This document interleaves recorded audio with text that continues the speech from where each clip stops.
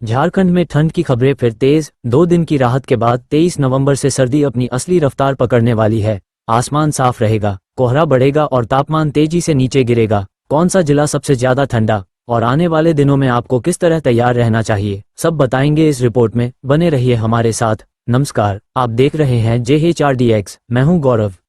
झारखंड में पिछले 48 घंटों से मौसम कुछ नरम हुआ था, लेकिन ये राहत ज्यादा देर टिकने वाली नहीं है। मौसम विभाग ने साफ संकेत दे दिया है, ठंड दोबारा बढ़ने वाली है, खासकर 23 नवंबर से। आइए समझते हैं पूरी मौसम अपडेट को विस्तार से।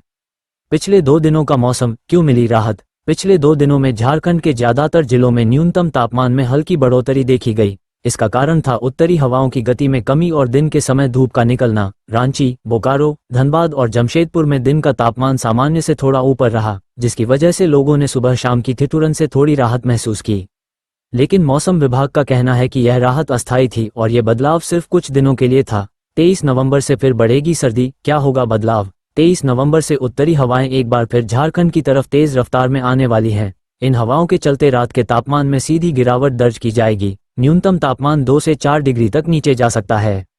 मौसम वैज्ञानिकों के अनुसार दिन में धूप रहेगी, लेकिन शाम होते ही ठंड की पकड़ काफी तेज हो जाएगी। खासकर खुले इलाकों, ग्रामीण क्षेत्रों और ऊंचाई वाले जिलों में सर्दी सामान्य से ज्यादा महसूस होगी। आसमान रहेगा साफ, लेकिन ठंड और बढ़ेगी। अक्सर लोग सोचते हैं कि जब आसमान साफ रहता है तब ठंड कम होती है, लेकिन असल में होता इसका उल्टा है।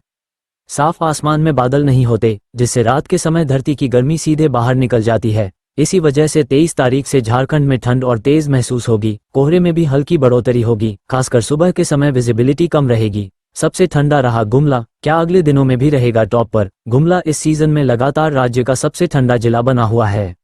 बीते 24 घंटों में गुमला का न्यूनतम तापमान अन्य जिलों की तुलना में सबसे कम रिकॉर्ड किया गया। मौसम विभाग का अनुमान है कि आने वाले 3-4 दिनों में भी गुमला, लातेहार, सिंहभूम के कुछ हिस्सों और लोहरदगा में तापमान में सबसे तेज गिरावट देखने को मिलेगी। रांची और हजारीबाग में भी रात का तापमान तेजी से नीचे जाएगा, जिससे सुबह सुबह की ठिठुरन और बढ़ेगी।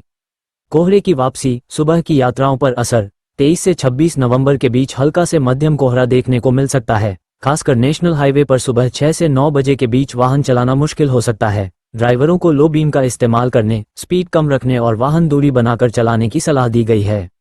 स्वास्थ्य पर असर और लोगों के लिए सलाह। तेजी से गिरते तापमान का असर बुजुर्गों, बच्चों और हृदय रोगियों पर ज्यादा पड़ता है। सुबह सुबह नंगे पांव चलने से बचें, गुनगुना पानी पिएं और विंटर कपड़े साथ रखें। स्कूल जाने वाले बच्चों के लिए भी गर्म कपड़ों की जरूरत बढ़ जाएगी। कई जिलों में स्कूलों की शुरुआत समय आगे बढ़ाने का निर्णय भी लिया जा सकता है, अगर तापमान और नीचे गिरा तो।